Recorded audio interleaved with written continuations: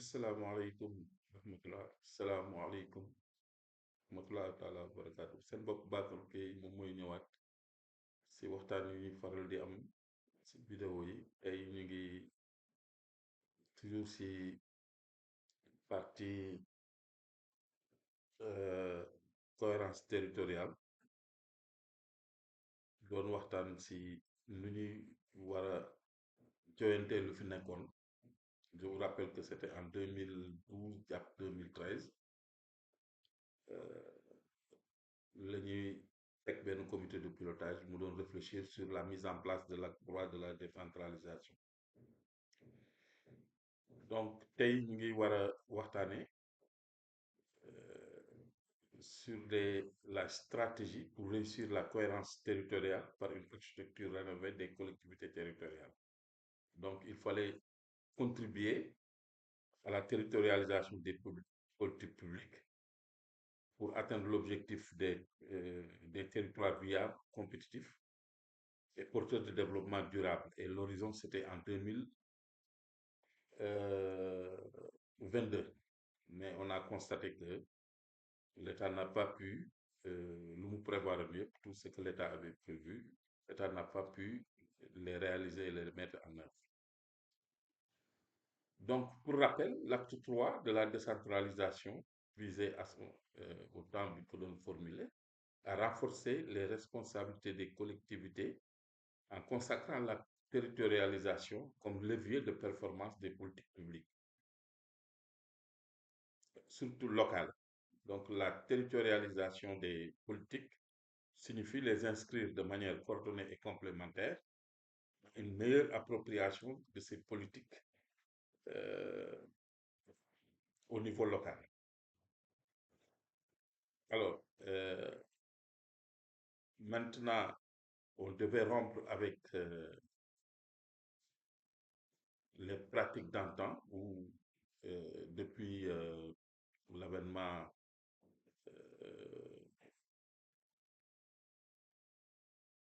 à la souveraineté internationale, donc où les politiques étaient déclinées au niveau central, donc et la mise en œuvre n'impliquait pas tous les acteurs locaux. Donc, ce qu'il fallait imaginer autant, c'est de repenser le système territorial du Sénégal dans une perspective de clarification, de rationalisation et de simplification capable de faire émerger des territoires viables, compétitifs et porteurs de développement. Maintenant, il fallait clarifier certains principes et critères. Si nous considérons les principes suivants, donc le premier principe, c'était la confortation de la décentralisation. Vous savez que dans les vidéos qui ont précédé celle-ci, on a bien montré un processus quand même de la décentralisation, donc surtout à partir même de la période coloniale, en passant par l'indépendance, 1966, 1972, 1995. Donc c'était un long processus, mais il fallait la conforter en renforçant la responsabilité des territoires au niveau desquels pourront s'appliquer de nouvelles démarches d'action politique et de nouveaux modes d'organisation et de gestion territoriale alternative par rapport aux démarches dites descendantes. Bon, mais si nous regardons le pays avec les programmes d'urgence, on a toujours ces réflexes-là. La réhabilitation de la déconcentration à travers des représentants de l'État, confortés dans le rôle d'interlocuteurs territoriaux.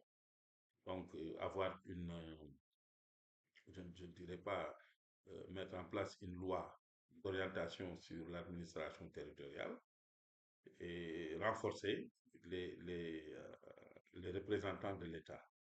La centralité du territoire, support de la territorialisation des politiques publiques. La rationalisation de l'architecture territoriale en limitant le fractionnement afin de corriger le manque de viabilité économique des territoires suite à la subdivision du pays en une multitude de cellules. On avait constaté qu'avec les communautés rurales, les communes, donc le découpage était vraiment désordonné et il fallait corriger ça. La clarification et la simplification des échelles de gouvernance pour asseoir une base rénovée, lisible pour le dialogue avec les différents partenaires engagés dans le développement du Sénégal et à l'échelle de la sous-région. Et enfin, l'articulation des concepts de la nouvelle architecture territoriale et des échelles de gouvernance en harmonie avec les pratiques conseils de l'UEMOA. Maintenant, les critères qu'on avait posés à l'époque, c'est pour pouvoir aller dans ce sens. Le premier critère, c'était la zonation éco-géographique et des potentialités. L'historique, donc socio-culturel, qui prend racine dans la mise en valeur traditionnelle des territoires, la cohérence d'ensemble de son caractère fonctionnel, l'étendue territoriale, l'existence d'un réseau d'établissements humains et la proximité et l'accessibilité géographique et aux services. Alors, on a adjoint aussi d'autres critères dits spécifiques qui permettront de choisir les communes, entre autres. Vous avez la démographie, le niveau d'équipement, le rayonnement économique, la typologie des activités et la localisation géographique. Donc, on devrait concevoir une grille d'équipement euh, pour définir une stratégie d'équipement des pôles urbains et préciser leurs fonctions. Alors, maintenant, si l'on met les principes et les critères, il fallait, à partir de ces principes-là et de ces critères, proposer maintenant une architecture. La stratégie de la décentralisation était donc ancrée dans les territoires. Donc, l'architecture territoriale décentralisée doit retenir trois types de découpage qui vont interagir à des échelles différentes, mais complémentaires. Bon, à l'époque, en 2013, on avait les régions, les départements et les communes. Bon, mais les régions, il faut entendre dans le sens, actuellement, on parle de pôle territoire. Donc, cette notion va évoluer et prendre la dénomination de pôle territoire. Donc, région, pas comme les 14 régions qu'on a actuellement, mais des régions même qui regroupent des régions administratives. Alors, concernant la commune était considérée quand même comme un échelon de gestion de proximité et de développement à la base. Donc, la commune, en gardant son statut de collectivité territoriale, répond à l'impératif d'une gestion de proximité des problèmes de population, des populations et d'une participation des acteurs locaux à l'impulsion et à la mise en œuvre des stratégies de développement territorial.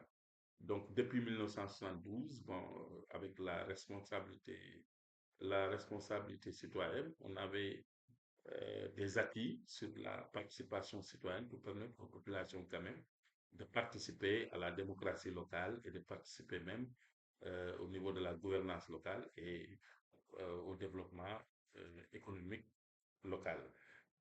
Donc, en outre, la communalisation intégrale, en permettant de remplacer les communautés rurales par des communes, va leur offrir de nouvelles opportunités d'accéder au financement des partenaires au développement. Elle devra donner une grande opportunité pour l'aménagement de l'espace rural. Donc, les limites entre les communes seront précisées pour éviter les conflits fonciers potentiels. Donc, c'est ça pour la commune. Maintenant, pour le département, qui est un échelon intermédiaire, et cet échelon intermédiaire devrait prendre en charge ou bien devrait reposer sur le principe de la recherche d'un espace vécu comportant une homogénéité socioculturelle et économique et un fort sentiment d'appartenance qui justifie le désir de réinvestir les départements afin d'en faire un vecteur pour une bonne politique de décentralisation. Donc, donc comme vous regardez les départements actuels, euh, re- reflète vraiment donc une tendance qu'on avait remarqué même dans la période de la colonisation avec les Celtes. Donc, il y avait une certaine homogénéité qui provenait des royaumes et des groupements, des communautés donc, qui existaient au Sénégal. Voilà. En comparaison au découpage régional, sont recherchées ici les valeurs idéales, comme on dit, symboliques très fortes, porteuses de sentiments d'appartenance et d'identification. Les liens forts entre l'acteur et son espace sont sollicités pour construire de nouveaux espaces politiques fondés sur une autonomie réelle. Donc, une démocratie et une administration de proximité. Alors, concernant la région est considérée comme une nouvelle assise du développement durable et du rayonnement des territoires.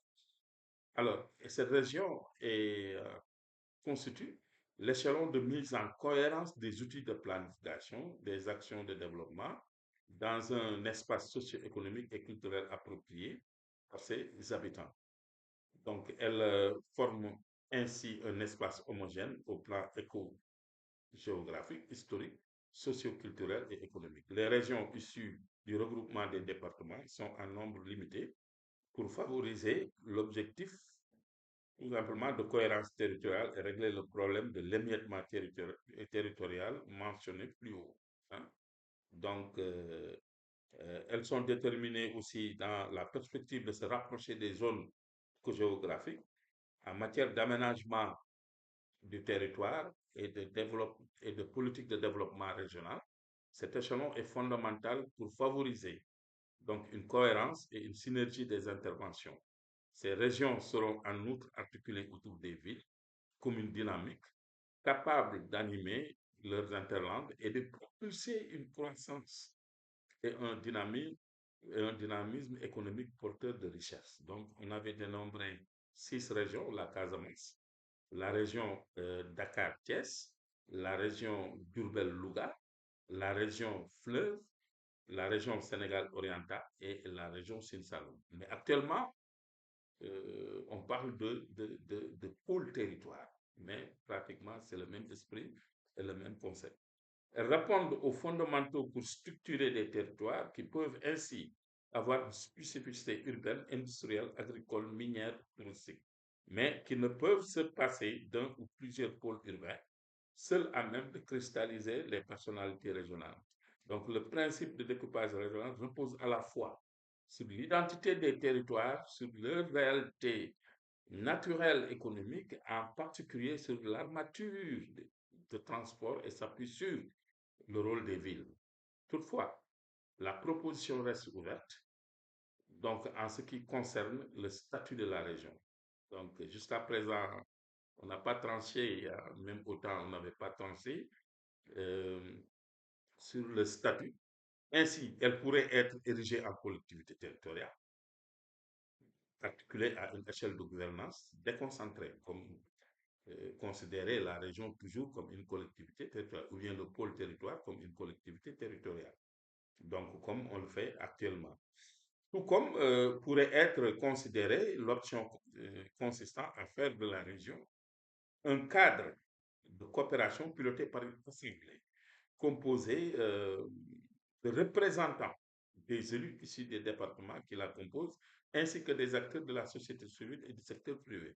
C'est une autre option, peut-être une option qui va reposer sur la création d'un établissement public, donc dont le président est nommé par décret, et l'Assemblée serait composée pratiquement d'élus, voilà, donc pour pouvoir vraiment prendre en charge les problèmes de la région. Donc, dans la suite, on va essayer dans les prochaines vidéos, de caractériser les propositions de l'époque, c'est-à-dire les régions, et de donner leurs caractéristiques et de pouvoir vraiment voir en comparaison avec ce qu'on a actuellement, ce qui est possible de faire. Merci.